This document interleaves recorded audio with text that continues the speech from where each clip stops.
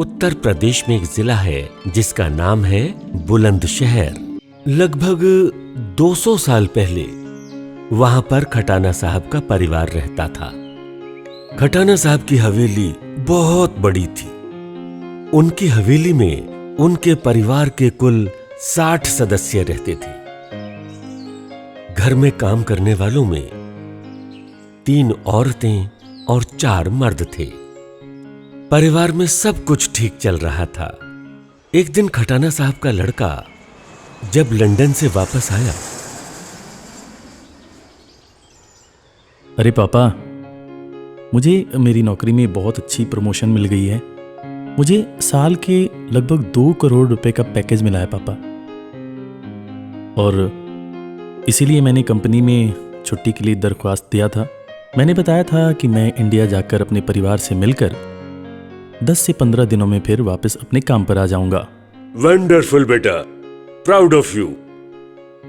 मुझे तुम पर पहले से ही भरोसा था कि तुम एक दिन बड़े होकर बहुत कामयाब बनोगे और हमारे परिवार का नाम रोशन करोगे। लव यू पापा।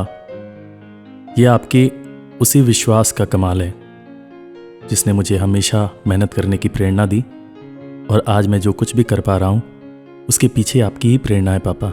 लव यू बेटा। लव यू पापा। इतने में ही खटाना साहब की पत्नी यानी भूषण की माँ आ गई। अरे क्या बातचीत चल रही है बाप बेटे के बीच में। आप दोनों ने तो माँ को साइड ही कर दिया। अरे कैसी बात करती हो माँ?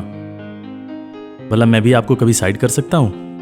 मैं ना पापा से अपनी दिल की बातें शेयर कर रहा था कि मुझे मेरी नौकरी में बहुत अच्छा पैकेज मिल गया है, तो मैं ना आप लोगों को एक छोटा सा गिफ्ट देना चाहता था।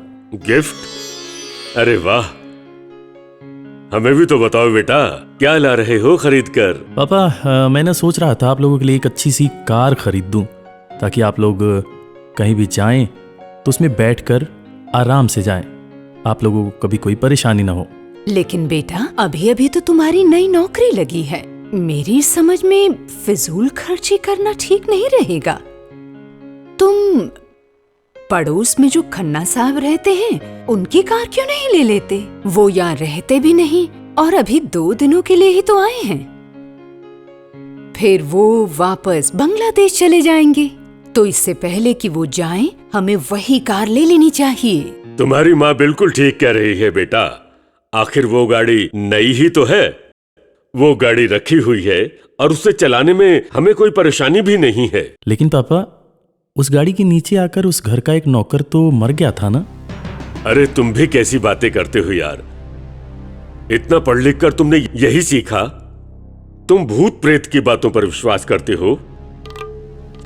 नहीं पापा, बस मेरे मन में शंका हो रही थी आप लोगों को लेकर कि आप लोगों को कोई दिक्कत ना हो, इस वजह से मैं बोल रहा था। खैर, अगर आपका मन है ही तो फिर वो कार आप लोग खरीद लें, मैं उसके पैसे दे दूंगा। इतनी बात होने के बावजूद भी खन्ना साहब की गाड़ी खटाना साहब अपने घर ले आए। गाड़ी की सच्चाई ये थी कि उसी गाड़ी से दबकर घर के एक नौकर की मौत हो गई थी। उस गाड़ी में कोई इसलिए भी नहीं बैठता था कि वो एक भूतिया कार है। यहां तक कि आसपास के इलाके में भी ये अफवाह फैल गई थी कि वो एक भूतिया कार है, इसीलिए कोई उसे खरीद भी नहीं रहा था। लेकिन खटाना साहब उस गाड़ी को फिर भी अपने घर लेकर आए और उन्होंने अपनी पत्नी से बोला, अरे रीमा, आज मैं सोच रहा था कि आज लॉन्ग ड्राइव पर चलते हैं।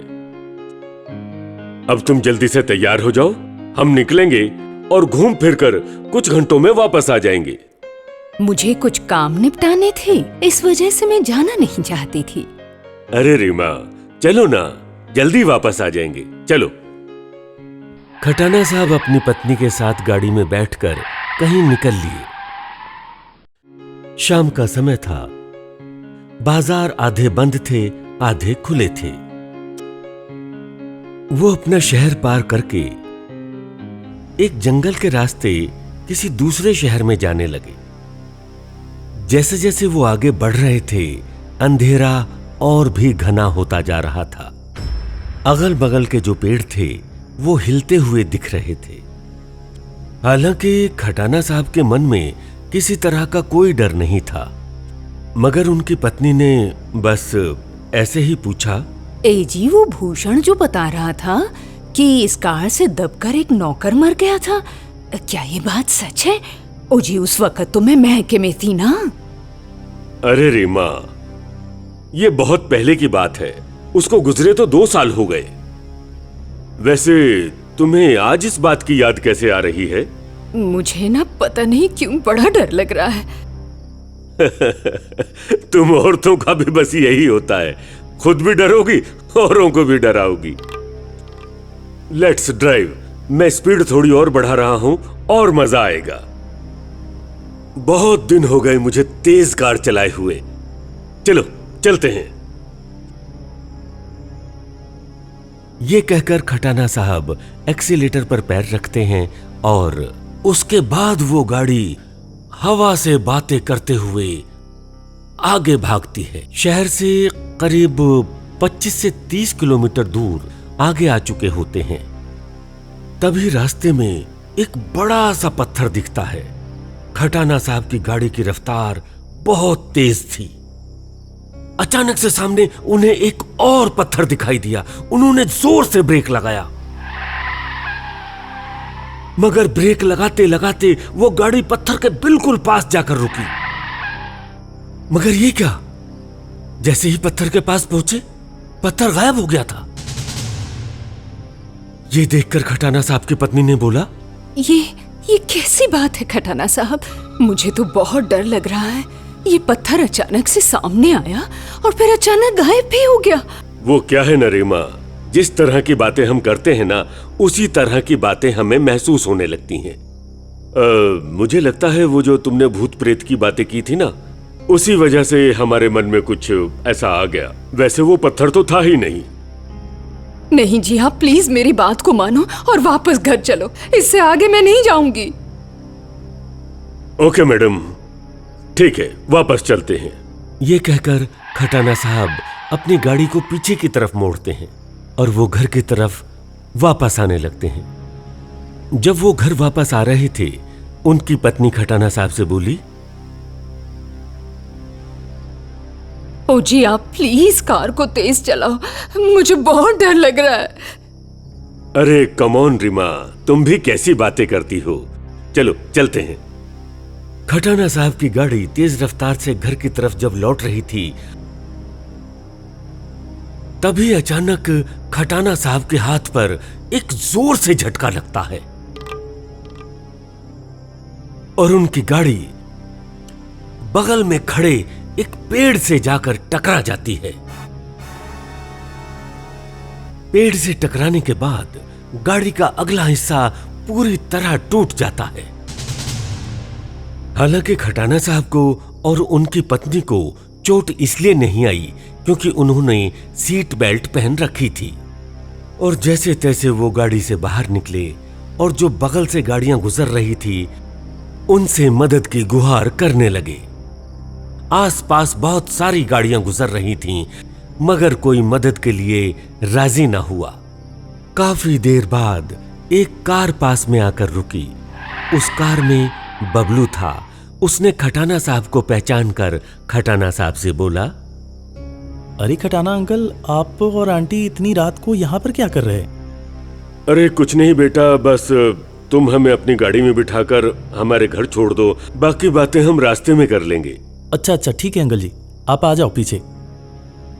ये कहकर बबलू खटाना साहब और उनकी पत्नी रीमा को अपनी गाड़ी में बिठाता है और घर की तरफ जाने लगता है।